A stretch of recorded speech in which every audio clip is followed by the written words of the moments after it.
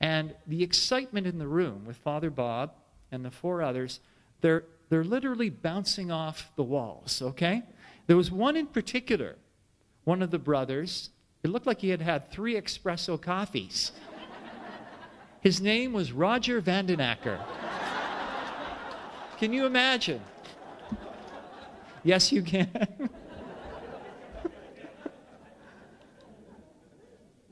So anyway, there I was, and immediately that evening, I felt that I had come home, that I would somehow find a home with this no-name brotherhood, and want to be part of that. And of course, the sense grew throughout the weeks. And there I was living with Chris, and I said to Father Bob, I just can't stay here over the summer.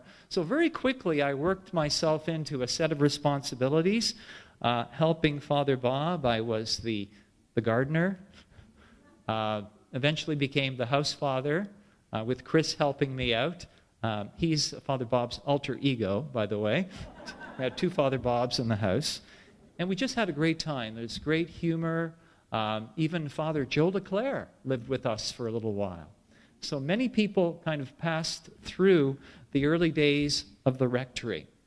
And I worked myself into kind of an administration position, helping out Ed Noah, who was working on the books, and Sister Margaret Wheeler, who was there, and so on and so forth. So to be there, present with all of the brothers, and many of you who saw the action of the Holy Spirit as Father Bob began to preach with his evangelical heart and to call forth conversion and renewal at St. Mary's. These were incredibly, incredibly exciting times. There's so much to relate, but to say that I eventually went on to be ordained. Father Bob, of course, from the get-go, was working behind the scenes for that, and he introduced my cause to the Archbishop of Ottawa.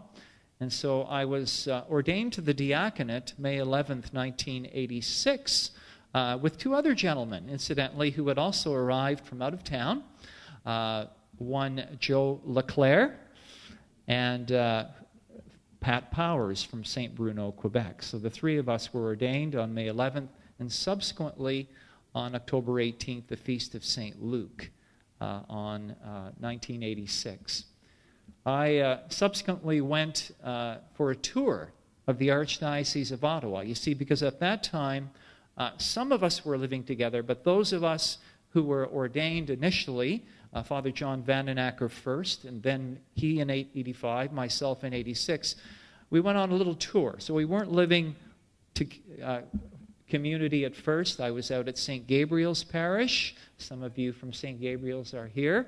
And underwent a tour of the Archdiocese from Canada to all the way out to Russell, and I was 3 years at Our Lady of Perpetual Help. So as I look over these 24 years of my priesthood, I'd have to say within the community I've been a kind of a general practitioner, being associate pastor, working in formation, and now in vocation work. And it's been glorious, really, these years to see the community come to birth, mature, not without the cross, of course. There have been many trials. There will continue to be trials. But definitely, this is the Lord's work, most definitely. It's an honor for me, now 25 years into the foundation, to return the favor that Father Bob did for me when he invited me, not just for a day, but to stay the whole summer initially, by serving him, by being responsible for his personal care. That's an incredible, it's a work of love for me, and I feel so encouraged.